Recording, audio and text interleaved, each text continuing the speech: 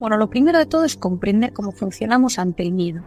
Si el ser humano, si cada uno de nosotros entendemos cómo funcionamos, es mucho más fácil hacer frente a lo que nos llega.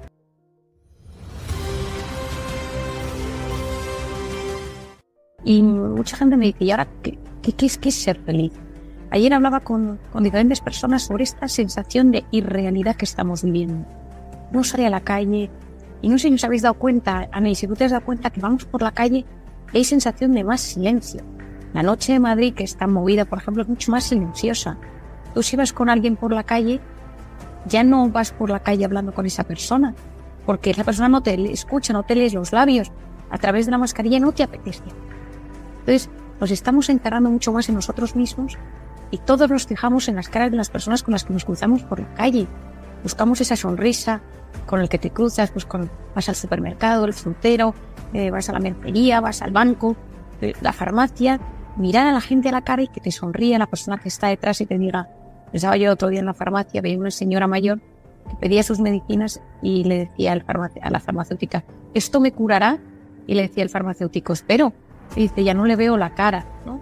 Es decir, hemos cambiado nuestra forma de comunicarnos de forma tan brutal en los últimos meses que yo creo que hay que mandar como unos mensajes que nos ayuden a todos, ¿no? Decir, vale, pues en estas circunstancias donde muchos han perdido el trabajo, otros tienen salarios mucho menores, otros tienen todo el día miedo de enfermarse. Yo probablemente quizás lo que más me ha sorprendido de la vuelta al verano es la cantidad de gente que tiene ansiedad, la cantidad de gente que está con angustia diaria y constante. Esta angustia que estoy observando constantemente en mi consulta se debe a que no estamos en paz, a que no tenemos una sensación de paz interior, pues con miedo. Y el miedo tiene que existir. Lo que pasa es lo que es malo es cuando estamos asustados, cuando pasamos del miedo al susto constante. Y el ser humano no está diseñado para vivir con miedo todo el rato. Podemos tener miedo en ciertos momentos y es bueno, porque si no seríamos unos inconscientes. Hablando de ese tema, quizás yo siempre le digo a los pacientes que me cuenten y a las personas cómo han vivido interiormente y psicológicamente toda esta fase, ¿no? Pues esa fase de negación, la fase de miedo, la fase de adaptación, la fase de negación, la fase de pues me resisto, la fase de pues ya me resigno a esto que pasa.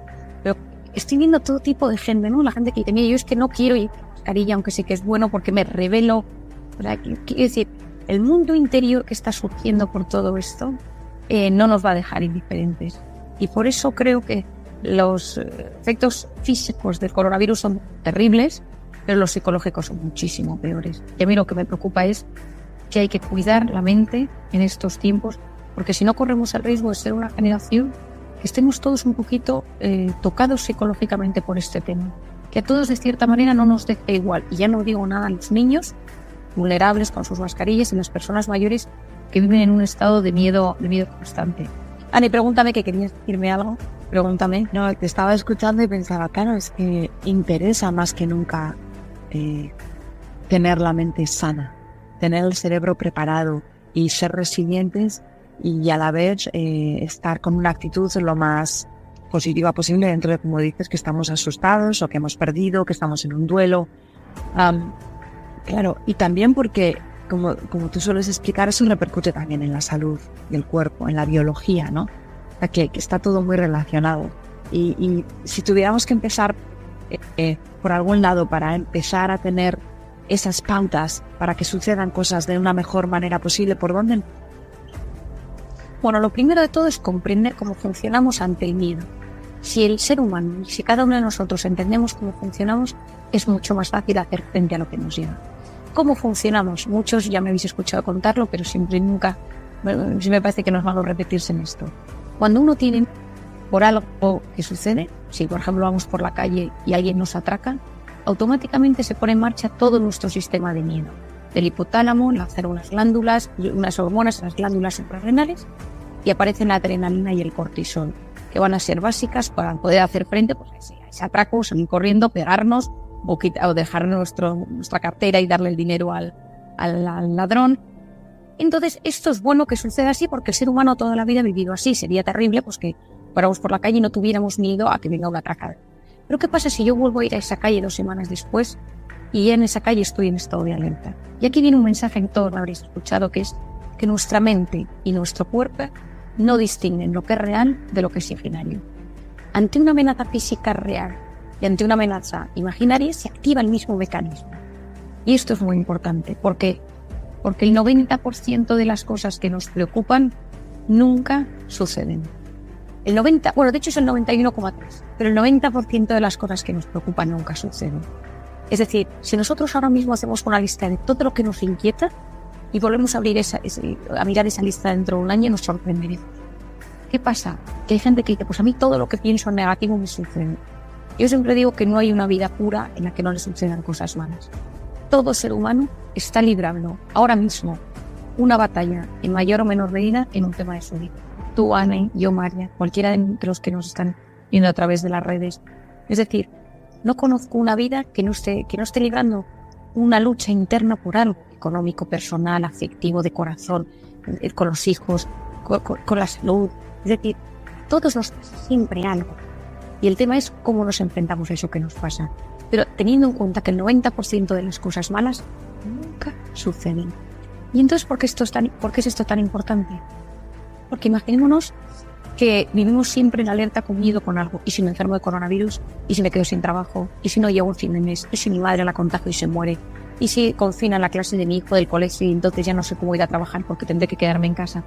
Todo eso lo que hace es que vivamos en estado de estrés. El cortisol es una cíclica. Por las noches es bajita y a las 8 de la mañana llega a su punto más alto y luego vuelve a bajar.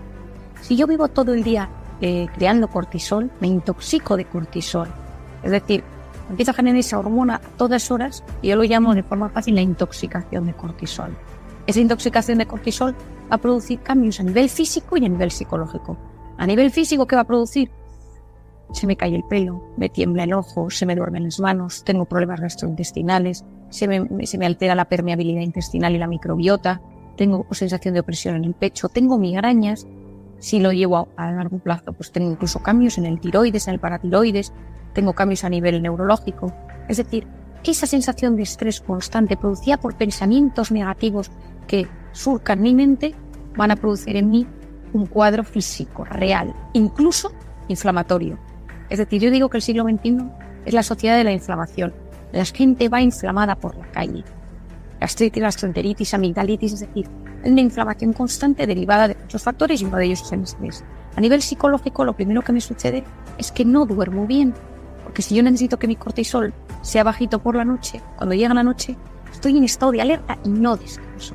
Y cuando me duermo, noto que me despierto varias veces durante la noche con sensación de opresión en el pecho, con sensación de que no me estoy relajando y me levanto con sensación de cansancio. ¿Y qué me sucede? Que estoy irritable. Las cosas que antes me ponían nerviosa ahora me irritan incluso más. Tengo fallos de memoria. Esos estados de estrés, esos estados de miedo, bloquean la corteza prefrontal, que es la zona de creatividad, del asombro, de la resolución de problemas, del control de impulsos. O sea, soy mucho más primario, razono menos, me concentro menos, presto menos atención cuando tengo miedo. Y a la larga esto me genera ansiedad y tristeza. Y muchas depresiones, muchos estados de tristeza provienen de estados de alerta mantenidos. ¿Por qué insisto en ello tanto? Porque mantenidos en el tiempo.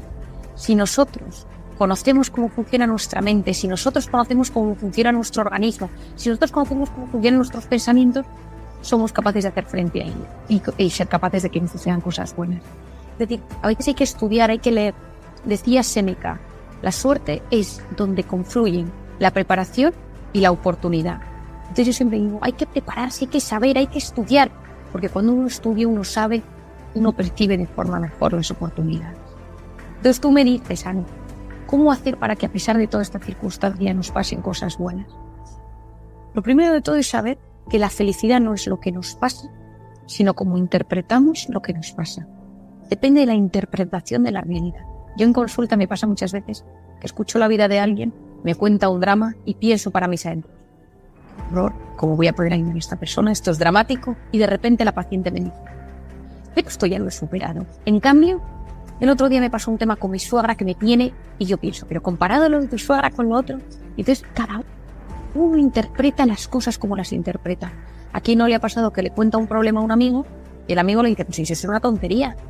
Es decir, cada uno interpretamos las cosas de una manera. Y esa interpretación es la que va a hacer que activemos el sistema nervioso simpático, ese estado de alerta, o que no lo activemos. ¿Y de qué depende la interpretación de la realidad? ¿De qué depende de cómo interpretamos las cosas? Lo primero de todo, del estado de ánimo. Es decir, si mi estado de ánimo es malo, todo lo interpreto negativo. ¿Quién no se ha visto un día de mal humor y todo le parece mal? ¿Quién no se ha visto un día de vacaciones pasándoselo bien y pues las noticias de la política le influyen menos, las noticias de su trabajo le influyen menos? Es decir, el estado de ánimo. ¿De qué depende? El otro día escuchaba una entrevista que decías tú que un ejemplo claro era que cuando ganamos el Mundial de Fútbol, de repente pues la gente estaba como más animada y podían pasarle cualquier desgracia o se pinchara el coche o tal, que todo lo relativizaba porque el estado era mucho más animado, ¿no? Pues efectivamente, es que, bueno, el fútbol es que, como dice, creo que es Valdano, que el fútbol es un estado de ánimo. Es que la gente, mucha gente, el fútbol, de hecho, me hicieron una entrevista muy interesante durante el confinamiento, que claro, nos dejamos de tener deportes. Es la primera vez en la que no había deportes, o sea, no nos podíamos enganchar al tenis, al fútbol, al baloncesto, al atletismo. No había manera de tener esa vía de escape, que es el deporte que nos gusta tanto, ¿no? Entonces, estado de ánimo depende. Que este ánimo depende de cómo duermo. Pero claro, si yo no duermo bien, ¿qué sucede? Que cuando no duermo bien, tengo el cortisol elevado, al día siguiente estoy peor. Que aquí no le ha pasado esas noches sin dormir ni mayor sensibilidad. El estado de ánimo depende de lo que son las drogas. Posturas duras, pero también el alcohol. Yo le pregunto mucho a la gente, ¿cómo es tu relación con el alcohol? ¿Cómo estás tú antes de beber? ¿Cómo estás tú cuando bebes? ¿Y cómo estás tú después de beber? ¿Cómo interpretas la realidad cuando tienes el mono de tomarte esa copa, esa cervecita, ese vino? ¿Cómo estás cuando te lo estás tomando y cómo estás el día después? Por otro lado, depende el estado de ánimo de la bioquímica. Claro, estábamos hablando de que el cortisol influye en todo el cuerpo. Si yo tengo una esclerosis múltiple, si yo tengo artritis reumatoide, si yo tengo migrañas, tengo colon irritable. La bioquímica de mi cuerpo influye. Por ejemplo, el colon irritable. No olvidemos que el 90% de la serotonina que yo absorbo en el intestino, ese 90% de serotonina, va luego a mi cerebro, pero depende de cómo esté mi intestino. Si mi intestino no funciona bien, la serotonina que va a llegar a mi cerebro no va a funcionar del todo correctamente. Y la serotonina es básica para el estado de ánimo, para la energía, para la libido, para los impulsos. La hormona básica es la hormona que digo yo del Prozac, para que nos entendamos bien, ¿no? Es la hormona que nos ayuda a estar bien en el día a día. Entonces, el estado de ánimo también depende de la actitud. ¿Qué es la actitud? Tanto se habla de ella. Yo me gusta definir la actitud como la voz interior. Todos nosotros tenemos una voz interior que va comentando la jugada. Me has engordado, últimamente tu pareja no te hace caso, todo el mundo gana más dinero que tú, no me gusta la vida que tengo, mi casa es pequeña, mi madre es insoportable, mi suegro no le aguanto. Es decir, esa voz en off que pensamos que no tiene importancia es una de las grandes mentiras. Esa voz interior determina nuestra calidad de vida física y psicológica. Es decir, quien domina su voz interior, quien es dueño de su voz interior, en esta vida puede tener casi todo asegurado. Porque todos conocemos historias de personajes importantes o no importantes o con vidas ejemplares. Pienso en Thomas More, en la Torre de Londres, cuando le van a matar por haber estado en contra de Enrique VIII y su divorcio, como él escribe, y tiene unos escritos espectaculares en la Torre de Londres, lo cual le explica que él se siente libre, porque él ha seguido su conciencia. Es decir, su voz interior está a gusto con él. Cuando esa voz interior nos machaca, estás gorda, no te queda bien eso, tu madre no te quiere, tu hermano es un pesado, tu vida. Esa voz comenta constantemente tu vida, esta voz te va deteriorando por dentro. Decía Van Gogh, cuando una voz dentro de ti te diga no pintes, pinta con fuerza y acallarás esa voz. Lo decía Van Gogh, que todos sabemos que tuvo una vida dramática, depresiones y acabó con el suicidio. Es decir, esa voz interior nos ayuda muchísimo. Y yo muchas veces la gente me dice, bueno, ¿y cómo conseguimos?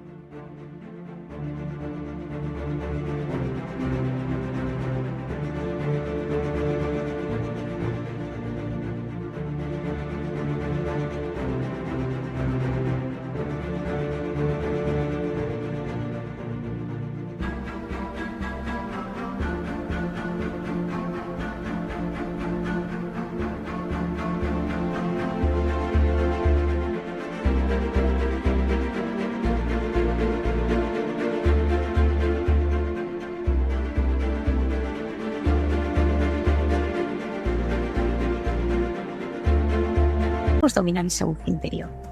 Primero siendo consciente de cómo me trata. Yo siempre le digo, tu voz interior de 0 a 10, ¿cómo te trata? Y hay gente que me dice, no, mi voz interior me trata bien, me trata un 6. Mi voz interior me trata un 2. Y en esa voz interior está la culpa, está la tristeza, está el tema de la alimentación. La alimentación tiene mucho que ver con la voz interior, está el tema del alcohol. Luego, si quieres, Anne, volvemos a este tema. Entonces, la felicidad depende de esa interpretación de la realidad. Decíamos, el estado de ánimo, el sistema de creencias. ¿Qué es el sistema de creencias? Todos nosotros tenemos unas ideas en nuestra mente, unas ideas en nuestro comportamiento, una forma de ver la vida que viene determinada de cómo nos han educado nuestros padres, de cómo ha sido nuestra infancia, de cómo nos han hecho pensar, de cómo pensamos de la vida, ¿no? Es decir, yo siempre doy el ejemplo de, hablamos de Donald Trump no deja indiferente a nadie. Y no deja indiferente por un sistema de creencias. No puede decir, pues a mí me parece guapo, me parece inteligente, me parece tonto, me parece maquiavélico. Pero no deja indiferente. ¿Por qué? Porque tú tienes un sistema de creencias. Y esto pasa con la política, esto pasa con la religión, esto pasa con los temas morales, esto pasa con casi todo. Tú ves una persona vestir por la calle y la etiquetas por un sistema de creencias. Entonces, si tú en la vida consideras que la única manera de ser feliz es que tus hijos te hagan una carrera universitaria, si uno de tus hijos te dice un día que deja la carrera, o si tú de repente quieres que tu hijo venga con una novia específica y de repente te trae una novia que no te gusta, aunque esa niña sea estupenda, pues puede ser que tu sistema de creencias quería otra cosa. Si tú tienes la sensación de que tienes que ganar tanto dinero porque es decir, todos nosotros tenemos un sistema de creencias. Y a veces lo más difícil en esta vida es modificar ese sistema de creencias. Es conseguir que ese sistema de creencias se quede calmado, se quede en paz, que se quede como una forma que no nos quite la paz. Sí, y que seamos aprendamos a abrir la mente y seamos tolerantes, porque los que más se consideran tolerantes suelen ser los intolerantes. Hay los menos. Entonces hay muchas cosas al otro lado que a veces hay que permitir, escuchar, para entender a las otras personas sin juzgar. En un mundo en el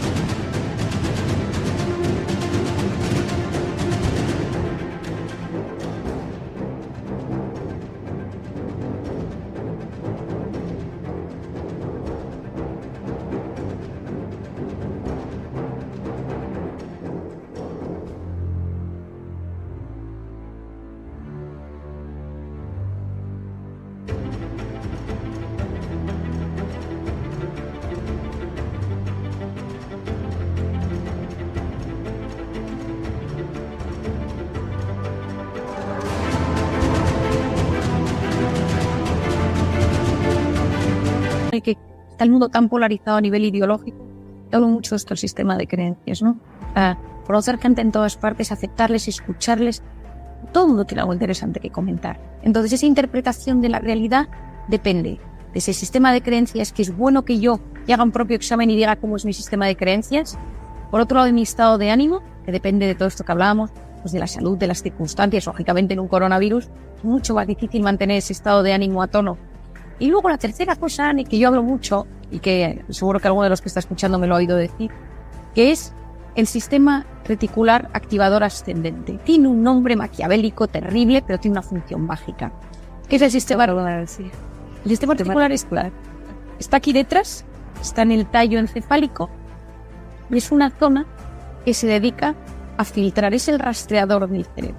Es decir, el ejemplo que todo el mundo entiende fácil es la mujer embarazada que sale a la calle y empieza a ver carritos de bebé y te anda un boom de natalidad en mi barrio. No es un boom de natalidad, es que de repente esto te interesa y tu cerebro te lo enseña. ¿Quién no le ha...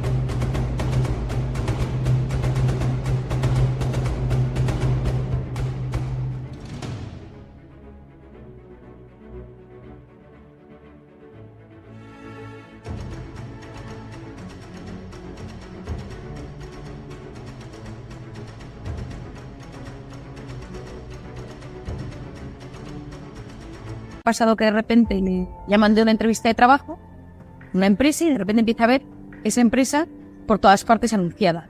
O te gusta un coche y dices, voy a comprarme un coche, y de repente ese coche se lo ha comprado todo el mundo en tu ciudad. O dices, yo hace unos meses mi marido me puso una serie antes del confinamiento y dije, qué serie tan buena, nadie me había hablado de esta serie. Y al día siguiente por la mañana, en la parada del autobús, donde estaba yo en la parada del autobús para subirme, veo en la marquesina el anuncio de la serie. No, pues lo de haber puesto esta noche. Pero efectivamente llevaba varias semanas, pero yo no me había fijado porque a mi cerebro, a mi corazón no le interesaba.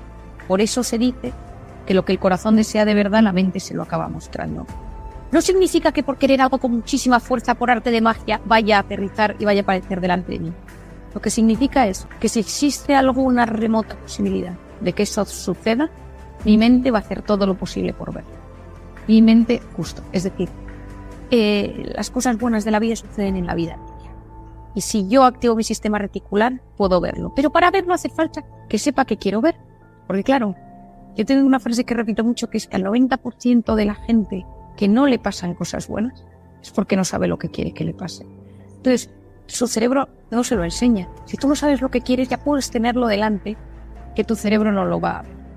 Ane, te cuento una anécdota muy divertida que me pasó con una paciente, y me deja que la cuente porque me parece que es muy significativa. Es una chica que vino a mi consulta hace varios años por ansiedad. Estuve mucho tiempo sin verla y volví un día a volver a mi consulta y me dijo, oye, Mariana, vengo porque lo he dejado con mi novio, y es muy aventurera, la chica, le encanta viajar, trabaja freelance, y salía con un chico muy tímido, muy retraído, que no le gustaba viajar, trabajaba de funcionario en un ministerio y entonces era muy de cumplir su horario. O sea, nunca, ella es muy transgresora, le encanta pues, vivir experiencias nuevas, y el otro era como muy tímido, muy conservador en todo. Y entonces hacía una pareja un poco particular. Yo siempre le decía, mira, yo no entiendo. Entonces un día pues, me dice, Marian, lo he dejado con él porque no nos entendíamos. Y me dice, Marian, no hay hombres, estoy desesperada, no encuentro pareja, está todo complicadísimo. Y le digo, ¿pero tú qué buscas?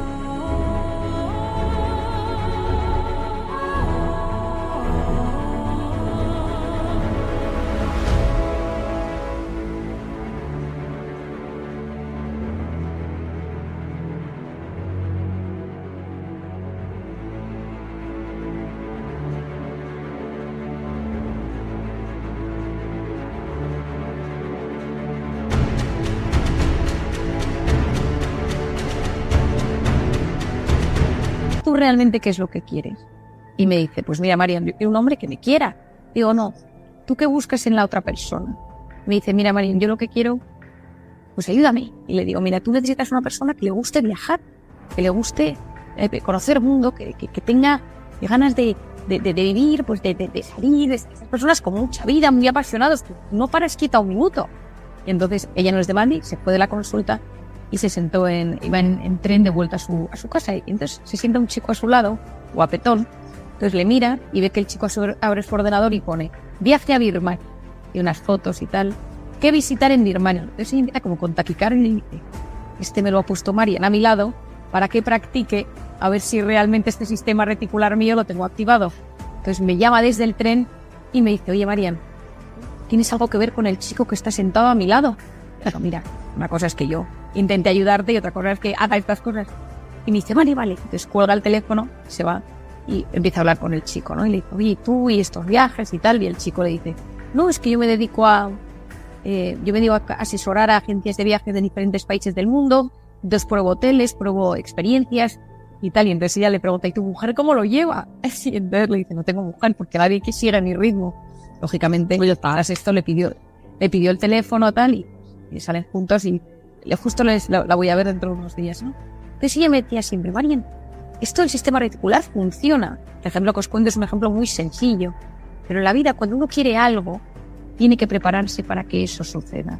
Cuando uno quiere algo, tiene que prepararse, tiene que entrenarse, tiene que visualizarlo Porque cuando uno visualiza las cosas se producen cambios en el cerebro. Es decir, esto es, digamos, magia, no, es todo menos magia. Cuando uno tiene ilusión, la ilusión es un abono para el cerebro.